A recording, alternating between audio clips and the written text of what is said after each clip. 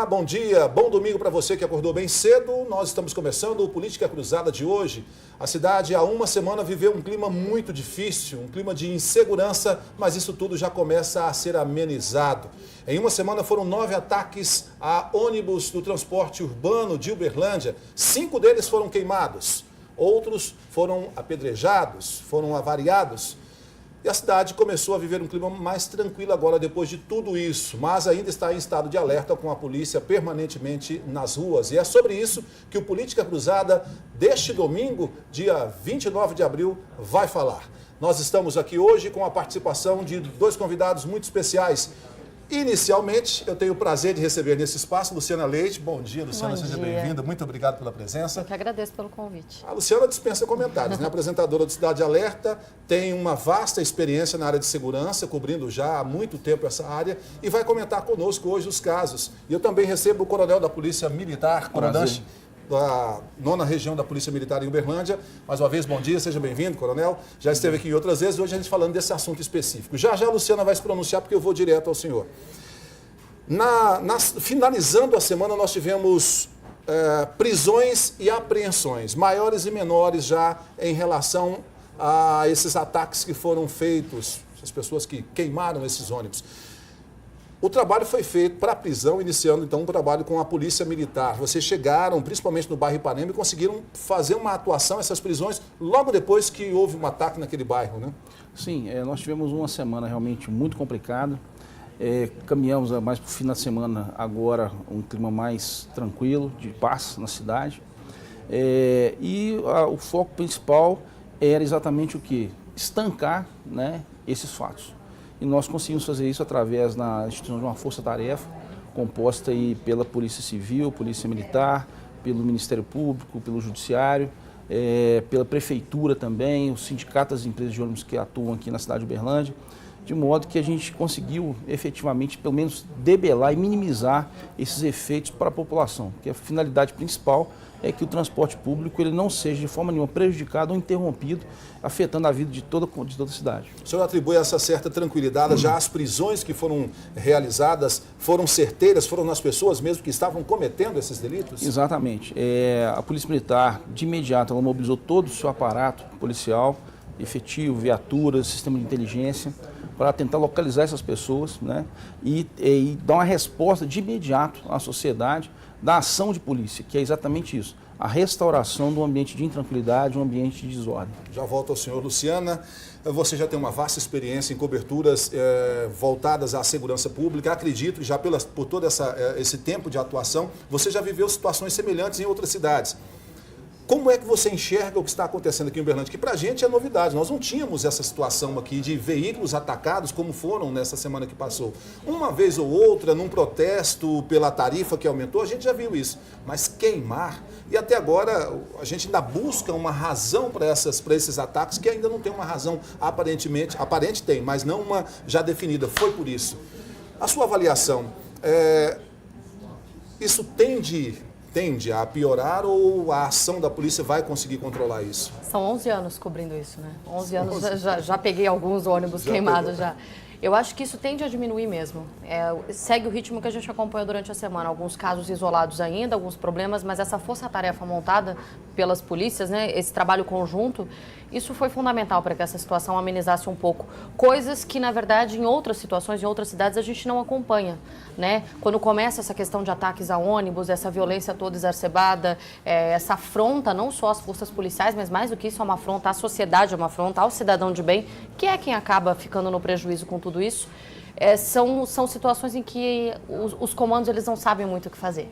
Quando você é pego de surpresa, é muito difícil você traçar uma rota de trabalho, traçar uma linha e seguir uma linha de investigação. Aqui eu avaliei isso como muito rápido. Então, nós tivemos cabeças pensando muito rápido. E com esse trabalho de alinhar as forças e nos focos, né, sempre fazer essa fiscalização para ir no foco do problema, eu achei essa resposta muito rápida. Por isso, a calmaria. Mas lógico que o sentimento da população, o medo, o pavor, vai ficar, é uma consequência, é uma cicatriz que não vai sair. Em relação à possível motivação, nós tivemos no decorrer da semana a informação de que a ordem teria partido de dentro dos presídios, do presídio da penitenciária. Do seu ponto de vista, a experiência, a Luciana já vem apresentando programas na área de segurança há muito tempo, vem da última experiência dela de Vitória, no Espírito Santo, é uma capital e vive situações permanentemente tensas, né, violentas nessa área. Do seu ponto de vista, pode realmente ter partido de dentro dos presídios? Eu acredito que sim. Isso, para mim, é uma margem muito pequena, uma possibilidade muito remota de não ser. Mas que isso é comandado por alguma organização criminosa, com certeza. Não uma facção em si, mas cabeças criminosas. Isso é bandidagem. O senhor também entende dessa forma, embora o trabalho do senhor seja muito mais o preventivo nas ruas, às vezes o repressor quando necessário, mas o senhor entende que pode realmente ter partido do presídio, da penitenciária? Sim, a nossa principal linha de abordagem é essa, né? Tivemos algumas informações nesse sentido, uma insatisfação que houve em razão de medidas administrativas que foram adotadas na Jacida de Assis, na Pimenta da Veiga, e que foi atitudes exatamente de correção. Nada fora do padrão, nada que fuja à normalidade de como deveria ser um estabelecimento prisional, né?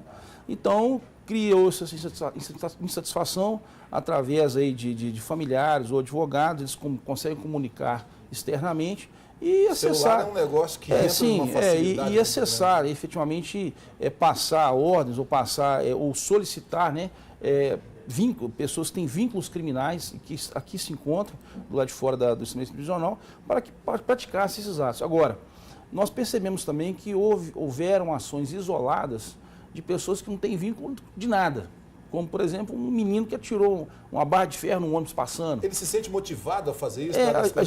A gente, infelizmente, acontece em alguns momentos, esse movimento de manada, a pessoa ela muda o seu padrão de comportamento em razão do manto do anonimato, né? A gente observa muito isso quando você vai num campo, num time de futebol, vai ver um jogo, né? Quando está na torcida organizada, ele xinga, ele ofende, ele se envolve em brigas, ele saiu dali, ele vai para casa, encontrar com a família, é um pai de família, trabalhador e não tem nenhum tipo de problema. Então, algumas vezes, algumas pessoas que não têm um senso crítico mais apurado, um senso de responsabilidade maior, infelizmente aproveitam isso do anonimato para praticar esse tipo de conduta. Naquele caso específico, confessaram, disseram que eram eles? Sim, eles estavam deslocando para colocar fogo em um ônibus naquela região. A moto abastecida, 2 motos, cada uma com um galão de combustível, 2 pessoas. Então, num contexto em que, típico para a prática desse tipo de crime, foram abordados e verificamos que tinham passagens pela polícia. Um deles, inclusive, com 9 passagens pela polícia, esse maior de idade, por associação tráfico de entorpecente, homicídio, roubo à mão armada, e o indivíduo desse está solto. Então, é um contrassenso na sociedade você ter pessoas que reclamam do tratamento dentro do estabelecimento prisional, mas ele assume uma vida de crime e quer ser tratado lá como se fosse um hotel. Ali não é hotel. Ali, efetivamente, é um momento em que essa pessoa tem que ser separada do convívio social, sofrer a retribuição do Estado, a retribuição de natureza penal, o encarceramento, e, se possível, que ele seja ali a possibilidade de uma ressocialização. A redução de alguns direitos que ele teria aqui fora. Claro, não dá para tratar o bandido como se fosse vítima da sociedade. Quem é vítima é a sociedade desse marginal. A gente vai fazer um breve intervalo e volta já já, não saia daí.